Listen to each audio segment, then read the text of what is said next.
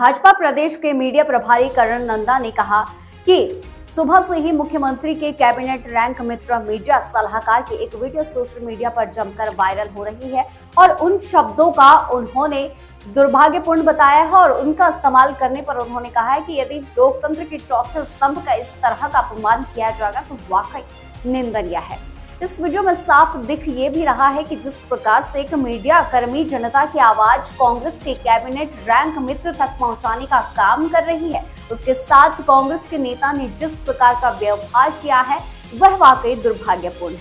कर्ण नंदा कहते हैं कि यदि मीडिया कर्मी नेता से प्रश्न पूछता है तो उसको जवाब देना चाहिए, ना कि अपना आपा खोते हुए उसका कैमरा बंद करने एवं उसको अपने दफ्तर से बाहर का रास्ता दिखाने का प्रयास करना चाहिए। कर्ण नंदा आगे कहते हैं कि भाजपा लगातार सरकार से पूछ रही है कि जिस प्रकार से पर्यटन विभाग को लेकर उच्च न्यायालय का एक निर्णय आया है उसको लेकर सरकार क्या करने वाली है। क्या वह होटल सरकार के प्रधान अपने मित्रों को तो नहीं देना चाहते हैं। और अगर इस विषय को लेकर मीडिया कर्मी कांग्रेस नेताओं से सवाल पूछते हैं कि क्या ये होटल बंद हो जाएंगे तो उसमें पत्रकारों का आखिर क्या दोष है। उन्होंने कहा कि पत्रकार जनता एवं नेता के बीच में संवाद सेतु का काम करता है और अगर किसी सरकार ने इस सेतु को खंडित करने का प्रयास किया है तो वह केवल कांग्रेस की सरकार ही है। पत्रकारों की आवाज दबाने का जो प्रयास लगातार सरकार कर रही है वह बेहद दुर्भाग्यपूर्ण है।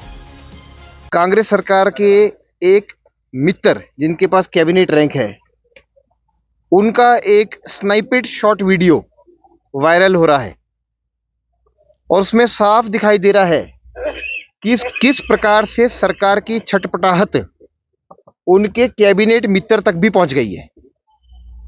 हाल ही में कोर्ट का एक डिसीजन आया था जिसमें एचपीटीडीसी के 18 होटलों को बंद करने का दिशा निर्देश दे दिया गया और इन्हीं 18 होटलों को व्हाइट एलिफेंट सफेद हाथी करार दिया गया।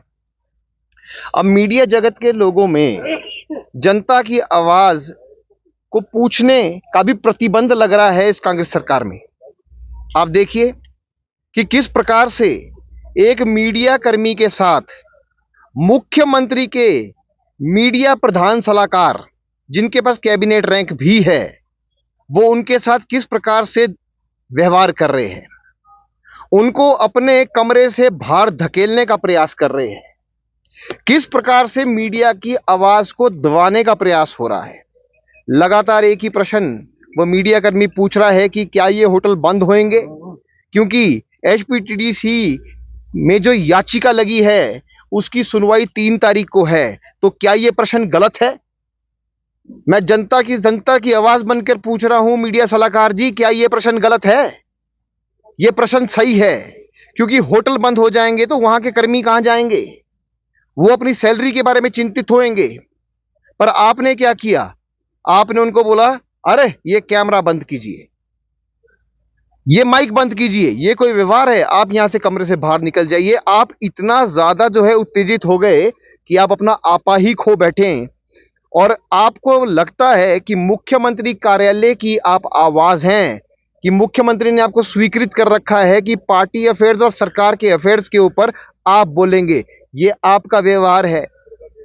कांग्रेस ने हमेशा मीडिया की आवाज को दबाने का प्रयास किया है, लगातार मीडिया के ऊपर जो है एक प्रश्न चिन्ह खड़े करने का प्रयास किया है, उनकी आवाज को अनेकों प्रकार से दबाने का प्रयास किया है। हमारे मुख्य प्रवक्ता एवं मीडिया प्रभारी जो हमारे विभाग के हैं रणधीर शर्मा जी ने भी एक प्रश्न लगाया था विधानसभा में, उसमें मुख्यमंत्री के ऊपर उन्होंने प्रश्न लगाया था कि मीडिया की आवाज को दबाने का प्रयास किया जा रहा है। उसके ऊपर भी आपका कोई दबाव नहीं था। अगर कोई मीडिया कर्मी सरकार से कोई पैना प्रश्न पूछ ले और जनता की आवाज और प्रश्न पूछ ले तो आपको तकलीफ हो जाती है। अगर एक खबर जो है अखबार में सरकार के खिलाफ प्रेषित की जाती है तो उनके संपादकों को कॉल किया जाता है और उनको बोला जाता है ये क्यों हो रहा है। स्वतंत्र मीडिया कहाँ रह गया? मीडिया वालों का तो हम हाथ जोड़ के नमन करते हैं कि आप इस देश के जो है चौथे स्तंभ है।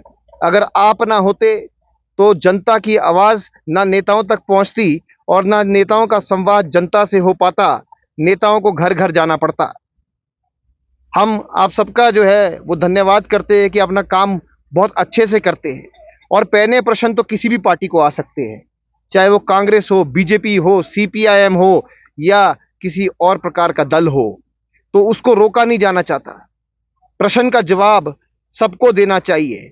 और मीडिया सलाहकार जी ने जिस प्रकार का व्यवहार मीडिया कर्मियों के साथ किया है, उनको माफी मांगनी चाहिए, उनको पब्लिकली माफी मांगनी चाहिए। और उसके बाद कोई घटनाक्रम हुआ है, उसके ऊपर तो अभी प्रश्न चिन्ह है, पर आप किसी मीडिया कर्मी के इक्विपमेंट को हाथ नहीं लगा सकते हैं। पर आप बोल रहे हैं कि हम उसको ले जाएंगे, तोड़ देंगे, इस प्रकार की चीजें सुनने में आ रही है, वो ठीक नहीं है, शोभनीय नहीं है। अब तो सुप्रीम कोर्ट का भी ऑर्डर है, पुलिस प्रशासन जो है वो भी किसी प्रकार का एडमिनिस्ट्रेशन जो है वो मीडिया वालों के मोबाइल जब्त नहीं कर सकता। तो कुल मिला के जो है मीडिया की गरिमा में ही देश की गरिमा है। मीडिया सलाहकार माफी मांगे, यही भारतीय जनता पार्टी की मांग है और हम इस पूरे इंसिडेंट का कड़ी से कड़ी निंदा करते हैं।